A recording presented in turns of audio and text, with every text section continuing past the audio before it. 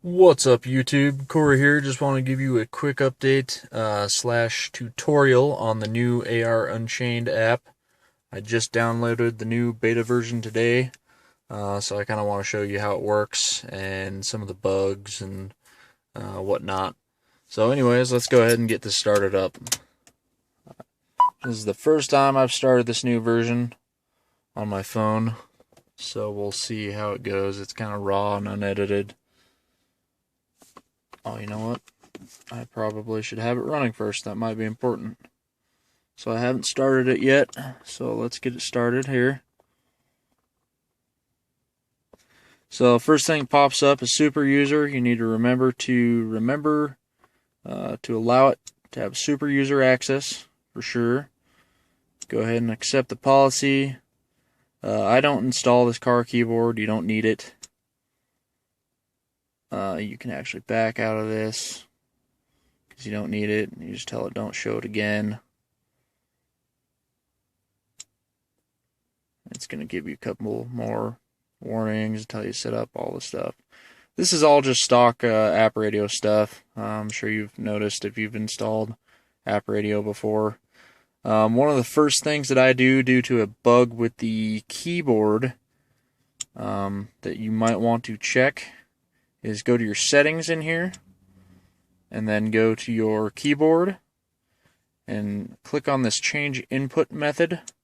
And you want to make sure that this hardware setting right here, if I can get it to focus, there we go, that this hardware setting is turned off. Otherwise, you're not going to get your keyboard to pop up, and you're going to think something is very broken with your phone. I actually just deleted the old version of AR Unchained, and while that setting was still enabled, and I wasn't able to get my keyboard to pop up even after I uninstalled the app, until I reinstalled the app and undid that setting. So that's very important. Okay, so now that we have that taken care of, oh, I should have chose that. Do not choose again. Let's see where we're at here. Alright, so it's telling me to connect my MHL cable. Sometimes you will have an issue. I know at least on my Galaxy Nexus I have an issue where I either have to unplug and replug in the MHL connector to get it to notice. Just like that. So now it popped up. So sometimes you have to unplug it and plug it back in to get it to recognize that there is an MHL connection. Other times you have to reboot your device. I've done that before as well. I don't know if that happens on all devices, but certainly with mine. So we'll just go past our warning here. It's going to give you a little calibration screen here. You just tap on the little white dots.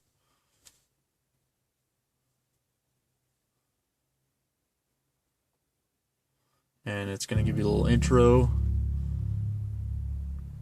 It's pretty snazzy. I guess we can't really tap past it, but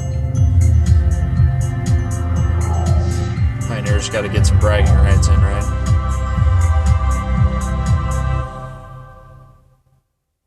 So this is how it starts up. Click this do not show again. Tired of that keyboard. Keyboard will work. This is how it pops up generically. He should have fixed some things in this one. I believe he messed around with some of the hardware keys and whatnot. So if you press the hardware key, yep, that's going to take you back to the app radio home screen, and then you can click back into your apps and go from there and whatnot. But everything is accessible, which is, if you've ever messed around with AR Liberator, it's very similar. It just looks different, and this one has a bit better time connecting, I've noticed, than the other app, so that's definitely on the plus side. I'm trying to think, some of the bugs I've noticed in the last version that's probably the same in this version, if I can get a Wi-Fi connection to my house here.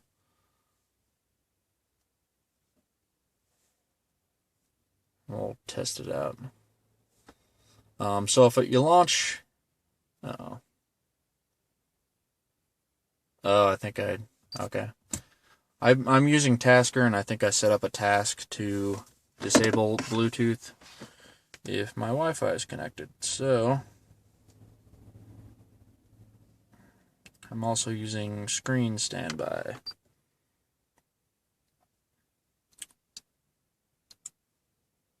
Yeah.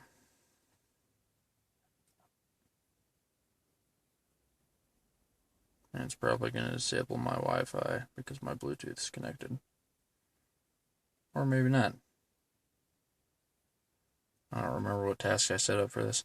Okay, so if you go and you try to load something like Slacker, it did work. It's going to load it in portrait mode, or this also happens with Pandora. And then the touch coordinates are going to be off, so you're going to think something's messed up with your screen. So you're going to go to touch like My Music, and then you go to touch play, and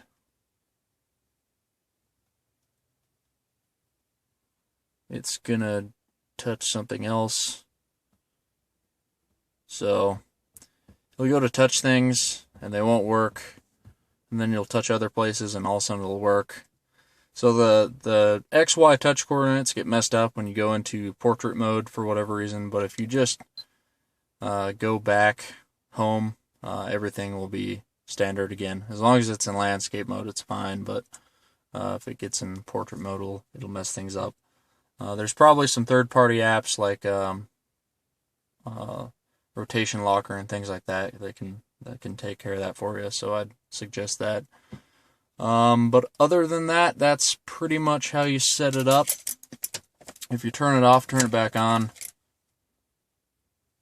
it should come back as normal as long as you have the app running in the background and you have your Bluetooth enabled.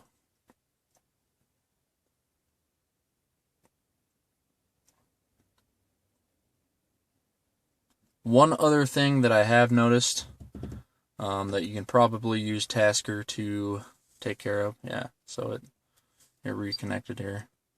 And usually you don't have to tap on that little green guy. You wait a few more seconds and it'll pop back up, back into the app mode. But one other thing that I have noticed is if you lose power to your device or you have to reboot your device, like, oops. Ugh, hold on. This is one issue that I have with 4.2.2, just on my Galaxy Nexus. I don't know if anybody else has it, where you get a kind of a red monochromatic screen.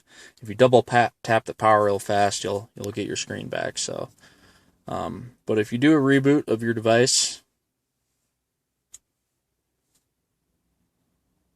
we'll notice when it comes back up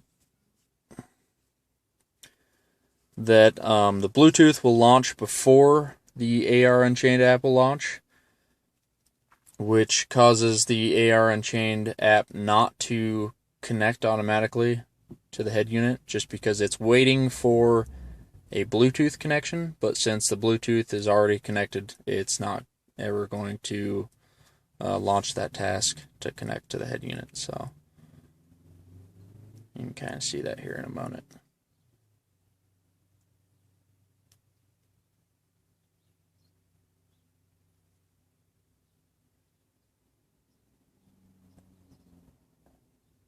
So there's Bluetooth, it's connected. There goes ARU, Tasker, and nothing's going to happen. It's just going to sit here. That disconnect is due to a Tasker profile that I set up. But normally it will just sit in that ready to connect state and it won't connect back up because Bluetooth is already connected to the head unit. So it won't launch automatically. So you might see that.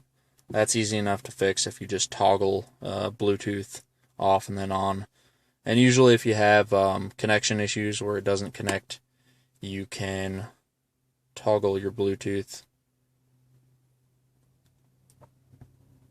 And now it will connect.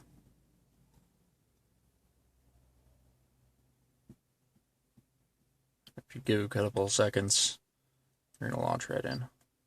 And there you have it. Good to go. Hopefully this was useful for you and answers a few questions and you kind of get the gist of how everything works. So there you have it. ARU.